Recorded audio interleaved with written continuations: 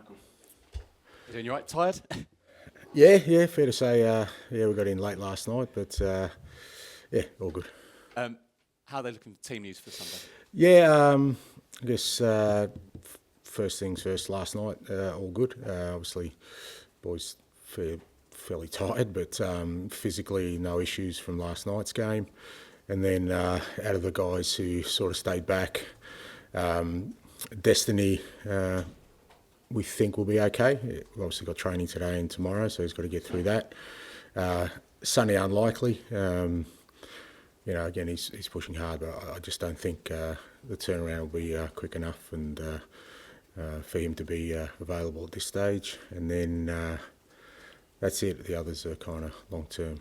I remember a few years ago, Son was touch and go, and he went on international duty. Given what he's been saying, is it fair to say can rule Son out for international duty? Do you think? Well, yeah. I mean, if he doesn't play for us, and like I said, it's not like he's close. Then makes sense. But again, we always have to be mindful. International duty, national teams take over. They're the custodians of their players, but we've given them all their medical information. They understand, and they're understanding, and Sonny knows the situation. I'm sure you're absolutely delighted for Dom Solanke to make the England squad. In terms of James Maddison, who's had a really good start as well, you're former international manager yourself, and he's an emotional guy, and he speaks so well.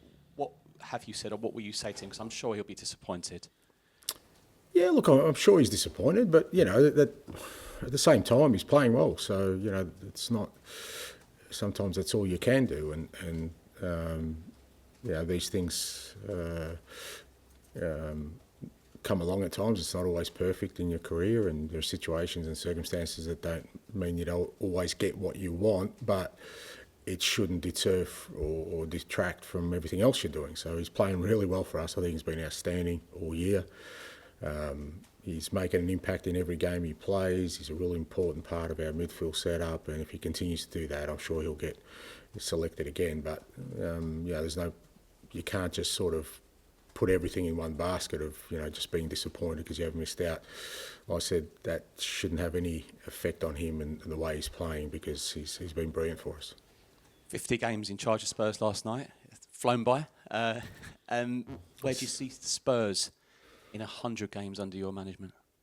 Well, many wouldn't have said I'd make 50, mate. Even when I was on about 46. So, look, it's obviously, as managers, there's always a kind of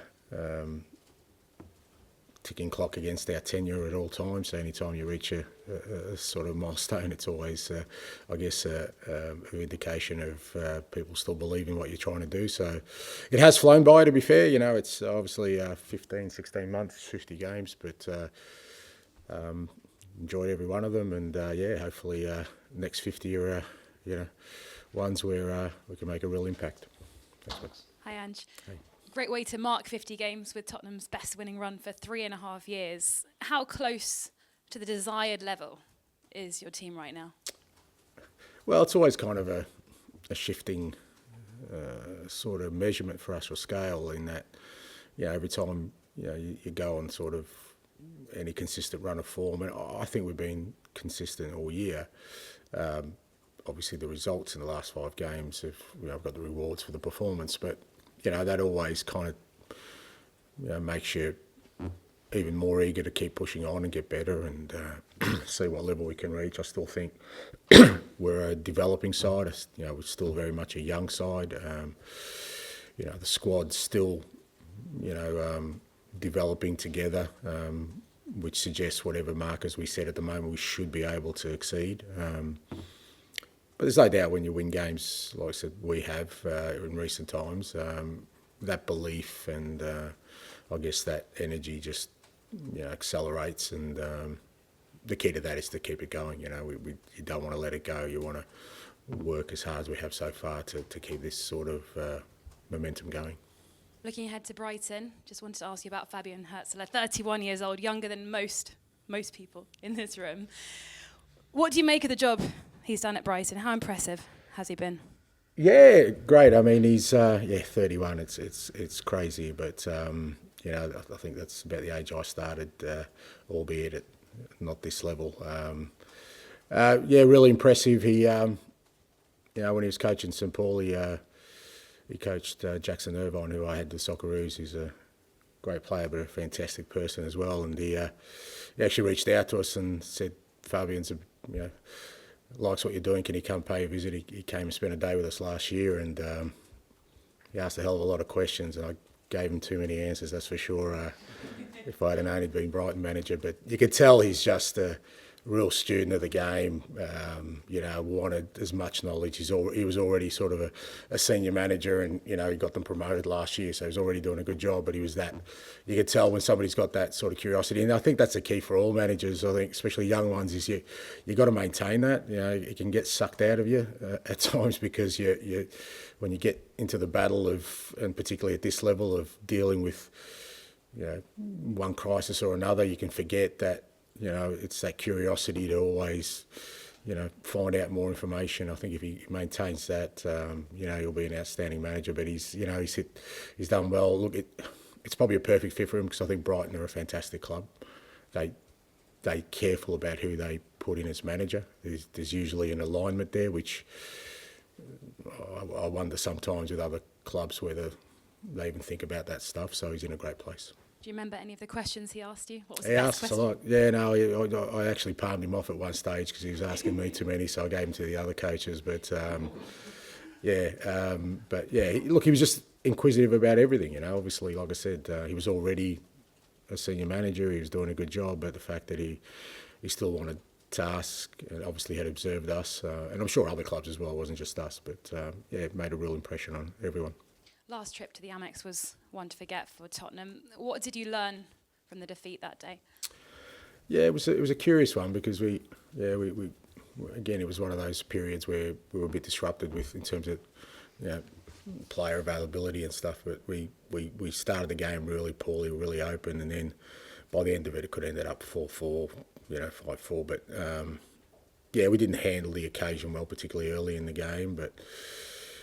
It was kind of indicative of our season where there was some good stuff in there that got overshadowed by, stuff that, we really struggled with at times last year just in terms of our consistency of performance. So, so far the away games we've had this year, we've played really well. I mean, Leicester we should have won. Newcastle thought we played really well but didn't win.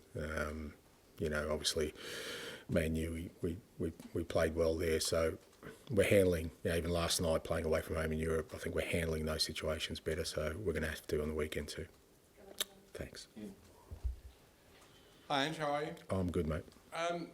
Dominic Solanke's England call-up. Are you firstly surprised it's taken so long since his last international call-up to be called back into the England squad? And secondly, how much is it vindication of the hard work you and he had put in at the beginning of the season?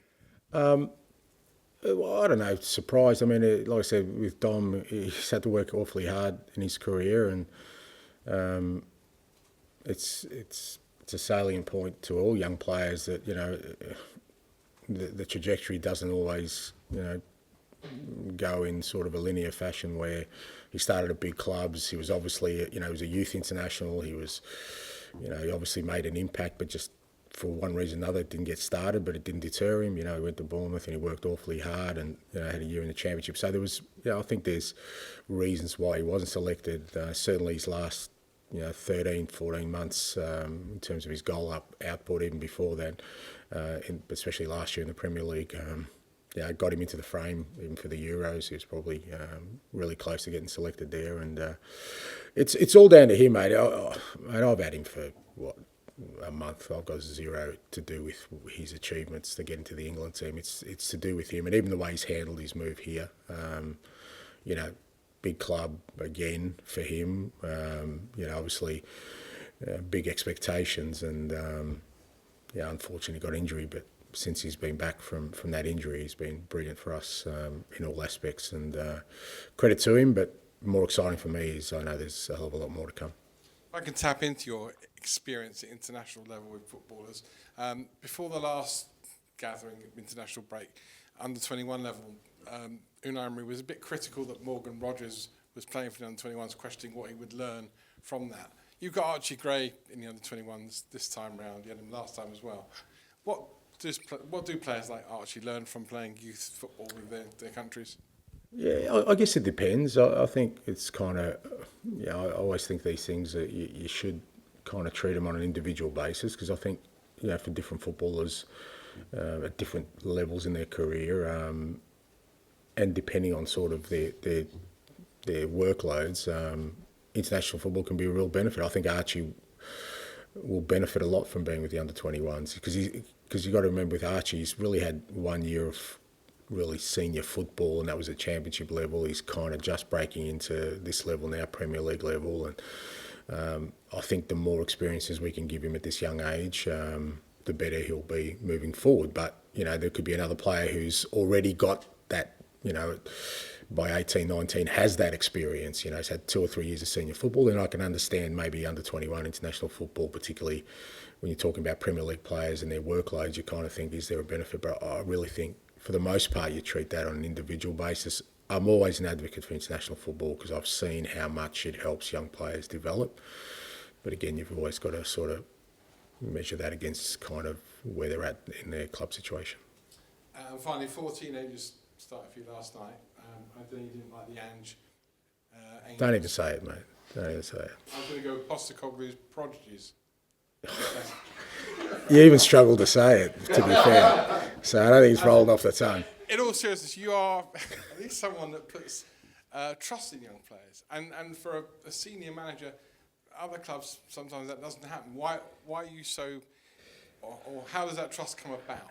Well, I mean, I think it's, I think most managers would like, if they've got talented youngsters, to use them. But I just think for us, where we are in terms of as a club, I think it's really important for what we're trying to build. Like I said, I've always felt that clubs that have sustainable success have a real strong underpinning of young players who grow with the team.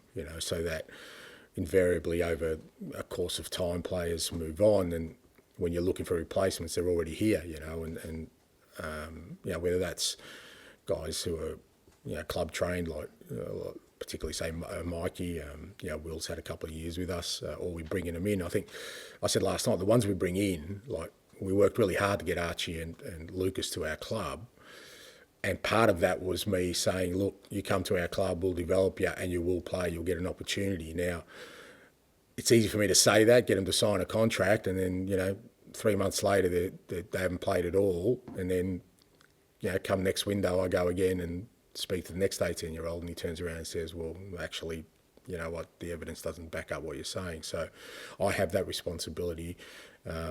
But at the same time, they've earned it, and it's an easier decision for me to make when I see them every day and I say, well, you know what, I have no fear about throwing them out there in terms of they're ready for it and they want to contribute. So, it's always a balancing act.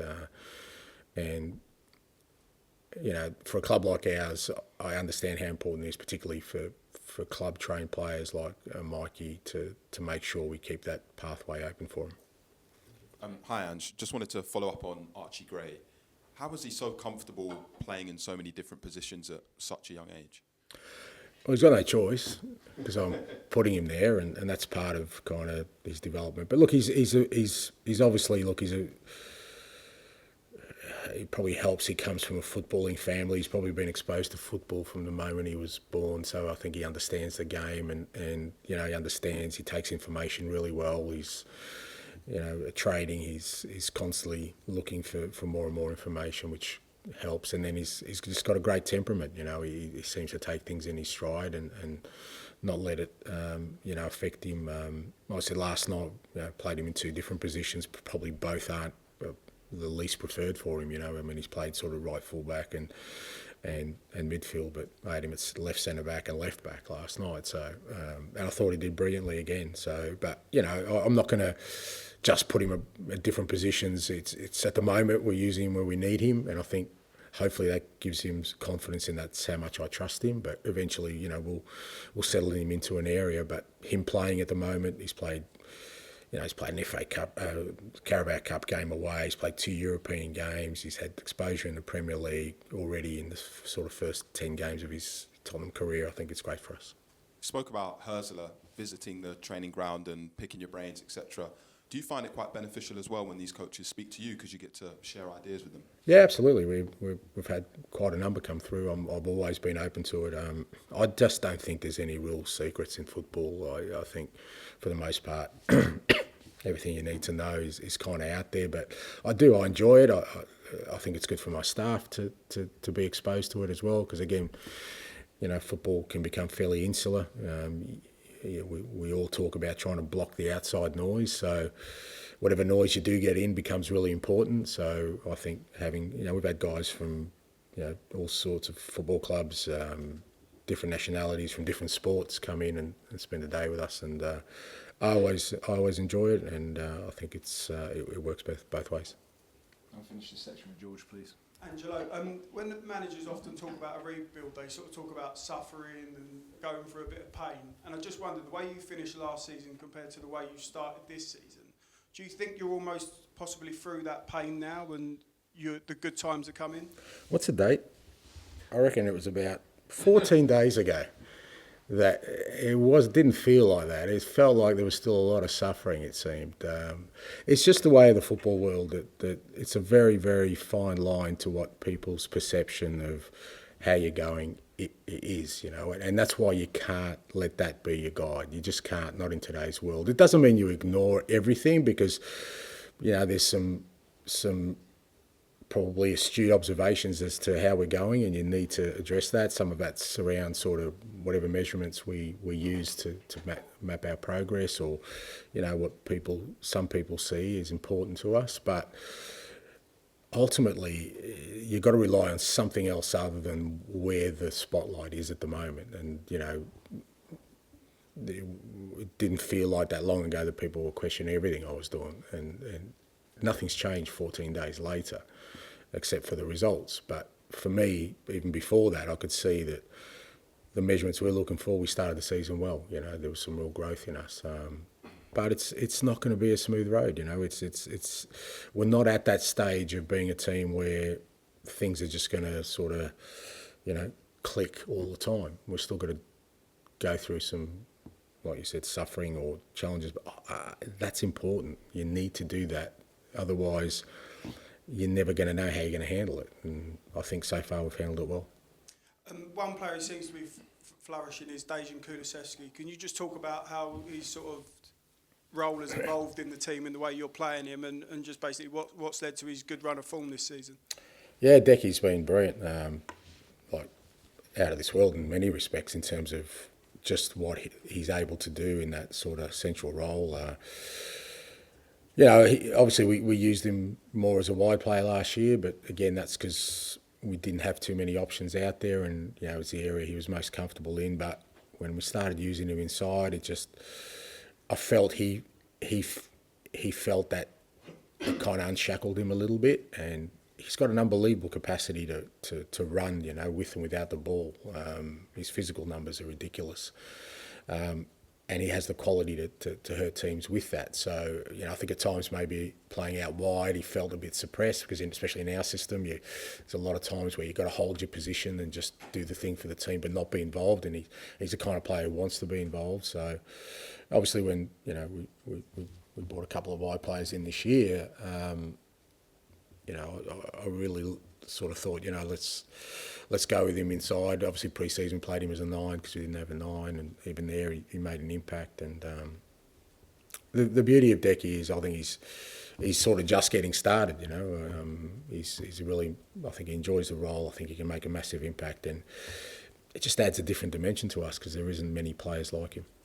And I know you joked about Fabian Hurzeler asking too many questions, but in all seriousness, if you knew he was going to be a Premier League manager this season, would you have still invited him into the training ground last season? Yes, mate, I would. I think there's nothing wrong with being a nice person. Like I said, you know, it's, you know, if somebody comes and knocks on your door and wants a cup of tea, and, you know, you kind of, as a kindred spirit, you let him in your house, mate. It's all right. He's not going to take the furniture or steal the cutlery. You kind of trust that. So, yes, I would have let him in, mate. No problem. Okay.